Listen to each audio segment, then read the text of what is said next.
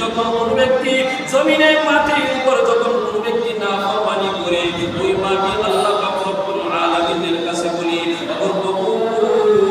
আপনার বান্দা আমার উপরে নাফরমানি করতেছে মালিক আল্লাহ আপনার বান্দা আমার উপরে থেকে নাফরমানি করতেছে আল্লাহ গো আমার মন চাইতেছে আপনার বান্দাটাকে আমি গিলে ফেলে দেই আল্লাহ পাক রব্বুল আলামিন বলি আরে মাটি না وقربنا بني آدم আমি আল্লাহ পাক রব্বুল আলামিন আদম সন্তানকে মর্যাদা সম্পন্ন করে বানাইছি নারে মাটি না আমার বান্দার সাথে তুই বেয়াদবি করিস না আমার বান্দা এখন নাফরমানি করতেছে আবার কিছুক্ষণ পরে হয়তো ফিরে আসবে আবার যখন ওই বান্দাটা যখন জমিনের উপর থেকে নাফরমানি করতে থাকে জমিন তখন মালিকের কাছে চিৎকার দিয়া বলি আল্লাহ গো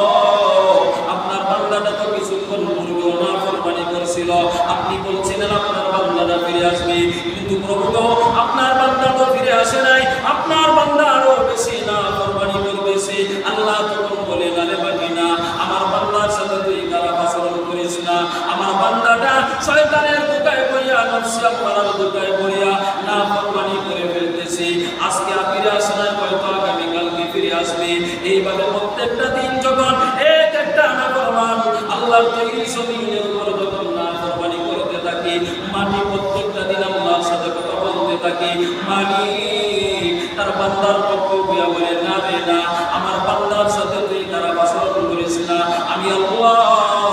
আমার বান্দারে আমার নিজের কুদরতি হাত দিয়া বানাইছি আমি আমার বান্দারে বড় ভাই কইরা বানাইছি আরে মাটি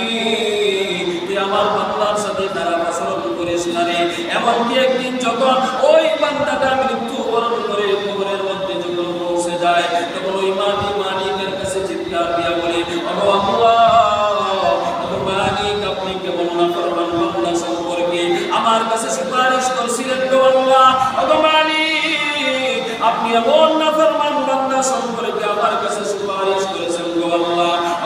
60 বছরের জিন্দেগি দান করেছিলেন 70 বছরের জিন্দেগি দান করেছিলেন প্রতিটা দিন আপনার বান্দা আমার উপরে থেকে নাফরমানি করেছে আর আপনি আমাকে তাকে পাকড়াও করার জন্য নিষেধ করেছিলেন গো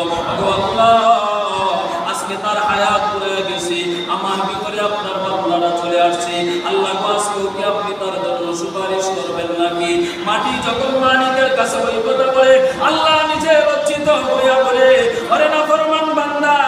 আমার মাটি তোকে দুনিয়ার মধ্যে দেখেই তোকে গিলে ফেলতে চাইছিল আমি তোর পক্ষ হইয়া বারবার মাটির সাথে লড়াই করেছি আরে নাফরমান আজকে তুই তোর বেঈমান অবস্থায় কবরের মধ্যে পৌঁছিয়া গেছ আজকে দেখ মাটি তোর সাথে কেমন আচরণ করে আল্লাহ নবী বলেন আল্লাহ পাক রব্বুল আলামিন তখন মাটির ঘোষণা দিয়া দেয় আরে মাটি 60-70 বছর পর্যন্ত বান্দার পক্ষ হইয়া আমি তোমার সাথে ঝগড়া করেছিলাম আজকে আর বান্দার পক্ষ নিব না মাটি রে তুমি দুই পাশের মাটি বান্দাকে এমন একটা চাপ দিয়া দাও রাসূল করিম সাল্লাল্লাহু আলাইহি ওয়াসাল্লাম বলে ওই নাফরমানের দুই পাশের মাটি নাফরমানকে এমন চাপ দিবে নাফরমানের এক পাশের হাড্ডিগুলা তার আরেক পাশে দিয়া পর করে ঢুকিয়া যাবে